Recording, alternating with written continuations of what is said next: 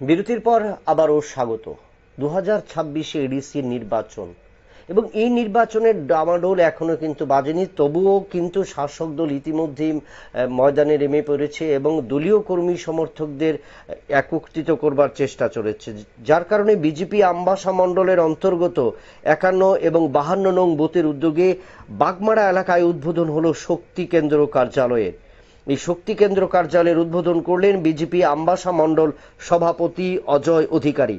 বক্তব্য রাখতে গিয়ে তিনি বলেন, রাজ্যে 2026 সালে এডিসি নির্বাচন অনুষ্ঠিত হবে, আর তারই লক্ষ্যে এডিসি এলাকায় দলের শক্তি বৃদ্ধি এবং কাজকর্ম সঠিক ও দলীয় কর্মীদের একত্র করবার জন্য তাদের এই প্রচেষ্টা বা এই প্রয়াস। আমরা শুনে নেব তাদের বক্তব্য। বিজেপির আমবাসা মণ্ডল সভাপতি অজয় অধিকারী কি বললেন। আমরা আমবাসা মণ্ডলের অন্তর্গত 51 এবং 52 নম্বর যে দুটি বুথ, এই বুথের উদ্যোগে এখানে শক্তি কেন্দ্র কার্যালয় আমরা উদ্বোধন করি। কারণ আপনারা জানেন যে আগামী 2026-এ আমাদের এই রাজ্যে আবারও এডিসি যে নির্বাচন, সেই নির্বাচন অনুষ্ঠিত হতে যাচ্ছে। তো স্বাভাবিকভাবেই যখন আমাদের সাংগঠনিক যে কাজকর্ম এবং তৎপরতা বৃদ্ধির লক্ষ্যে এই দুটি বুথের কাজকর্মকে সুন্দরভাবে পরিচালনা করার জন্য একটি কার্যালয় প্রয়োজন। আর এই কারণে আমাদের আজকের এখানে এই কার্যালয়কে উদ্বোধন করা।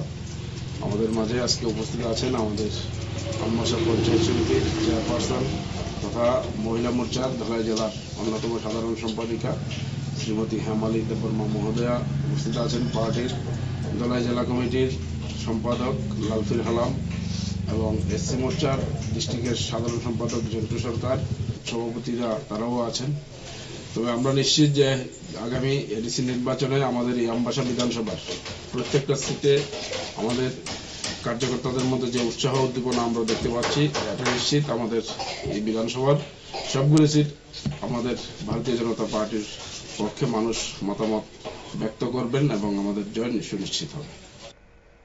আমরা শুনলাম আমবাসা মণ্ডল সভাপতি অজয় অধিকারীর বক্তব্য। তিনি স্পষ্ট ভাষায় জানিয়ে দিলেন যে 2026-এ এডিসি নির্বাচন হবে এবং এই নির্বাচনে দলীয় কর্মী সমর্থক এবং সাধারণ ভোটারদের মধ্যে বিজেপির এবং দলের কর্মসূচিকে কিভাবে আরও এগিয়ে নিয়ে যাওয়া যায় এবং দলের শক্তি বৃদ্ধিকে কিভাবে করা যায় তারই একটা রূপরেখা তৈরি করবার জন্য আগে থেকে কিন্তু তারা ময়দানে নেমে পড়লেন। নিয়ে নিচ্ছি আবারও একটা বিজ্ঞাপন বিরতির, সঙ্গে থাকুন।